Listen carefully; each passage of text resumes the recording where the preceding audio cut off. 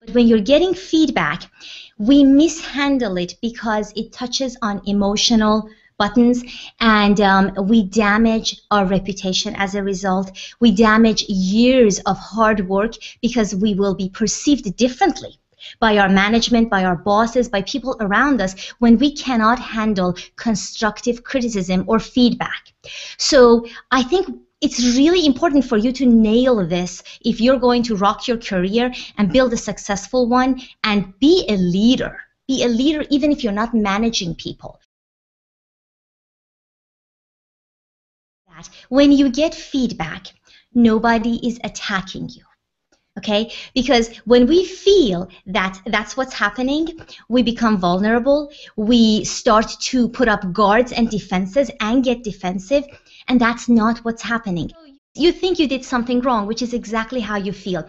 The truth is that you are only getting information on how to do something better so you can be more valuable and useful to your management. So if you can just stop yourself when that thought gets into your head, I did something wrong. No, that's not true. You didn't do anything wrong. You are in an organization structure. You're working for people who need the work in a certain way, and your goal is to do that as best as you can.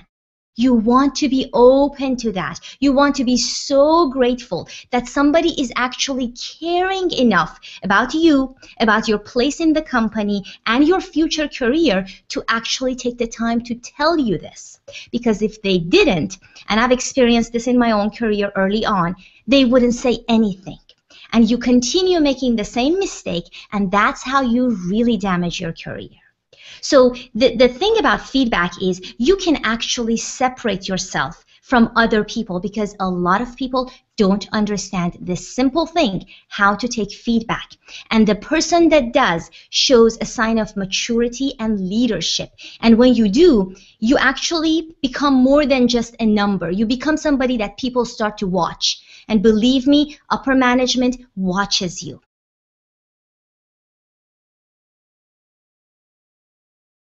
We can begin talking about how to actually handle feedback, right? It takes a certain level of skill, and the more skilled you are at this, the more successful you're going to be, no matter where you work, what kind of company. It's universal. It's a universal skill. So the first thing you will do, and I'm an engineer and I really believe in this, is take a deep breath. That's it, right? Somebody's giving you feedback. Look, this project is late. I asked for it on Monday morning. You delivered on Wednesday. And just all that information is too much for your mind to process. And you cannot come up with an intelligent answer unless you're a super performer right away. So just take a deep breath. You're not required to answer right away. And it's a sign of maturity. And then continue listening. The active listening, because they probably have more to say.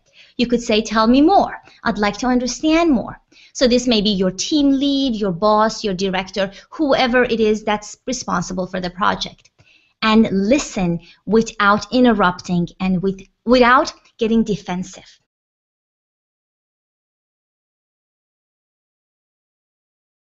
If you take that person and their feedback professionally, that works even more to your advantage. Because later on, people know the reputation of everyone at a company. So they know he's not a very good manager, right? The poor people that he manages. But then if they hear that someone on the team was able to still listen to that feedback and process it, it goes a long way for you. It's a plus for you all the way. If you are not receiving feedback, ask for it.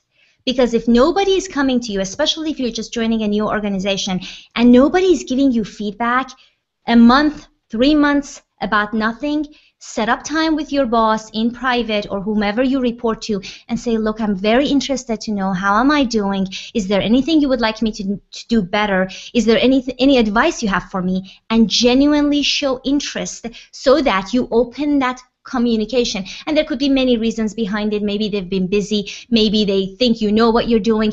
But just doing that shows a sign of maturity and shows you are truly dedicated to this company and to your job. So if you're not getting feedback, try to open the dialogue there.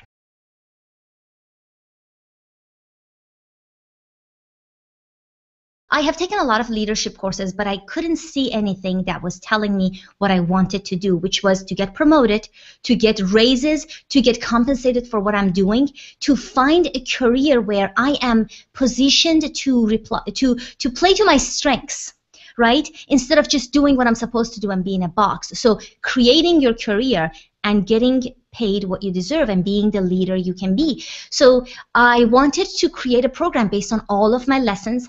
I had coaches and mentors, and then I turned around and I mentored the newcomers to our company, and later on I created a private coaching program. So it's been a few years in the making. And what it is a step-by-step guide that helps you move up the corporate ladder however much makes sense for you or is a desire for you. And it helps you understand what you're doing wrong, first of all, and take a real good look at what you're doing. This is simple stuff sometimes, and turn it around and make a big difference, and then try to take the right steps to move your career in the right direction, from relationships with your boss, your circle of influence, how you are regarded by your company, how they look at you. I mean, the way they look at you is everything, right? They know who their future leaders are. So you want to be in that list